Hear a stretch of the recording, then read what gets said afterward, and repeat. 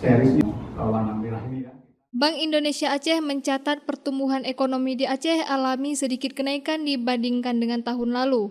Tahun 2022, pertumbuhan ekonomi di Aceh bertengger di angka 4,21%, masuki tahun 2023 sedikit merangkak naik menjadi 4,23%, naik sekitar 0,2%, namun pertumbuhan tersebut masih berada di bawah rata-rata nasional sekitar 5,5%. Pertumbuhan peningkatan ekonomi di Aceh pada tahun 2023 mayoritas didukung dari peningkatan kinerja lapangan usaha pertanian, khususnya subsektor perkebunan. Hal ini diungkapkan Kepala Perwakilan Bank Indonesia Aceh, Roni Widijarto, dalam kegiatan bincang-bincang media beberapa waktu lalu di Banda Aceh. Hilirisasi sektor pertanian merupakan salah satu strategi yang sangat dibutuhkan karena pertanian merupakan sektor yang inklusif, sehingga dapat memiliki multiplier yang sangat tinggi. Roni juga mengatakan pembangunan proyek strategi nasional sepanjang tahun 2023 juga menjadi kontribusi pertumbuhan ekonomi Aceh tahun 2023 dalam hal lapangan usaha konstruksi. 2023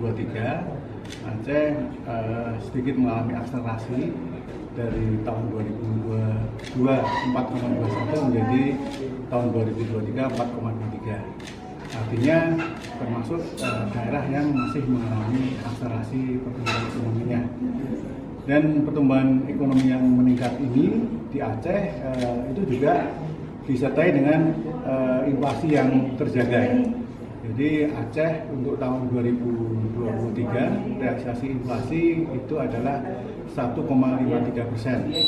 Dan kalau kita melihat salah satu faktor menurunkan inflasi dari tahun sebelumnya itu kan 5,89 menjadi 1,53% ini. Tahun ini pemerintah dan Bank Indonesia ya mentargetkan untuk inflasi yang terjaga dalam sasaran 2,5+/-1%. Ini lebih menantang karena lebih rendah dibanding tahun kemarin yang 3+/-1%.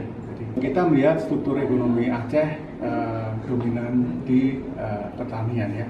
Tentunya kita melihat potensi-potensi itu, dan salah satunya karena produk pertanian selalu akan sangat bergantung pada kondisi alam, cuaca, dan juga harga komoditas.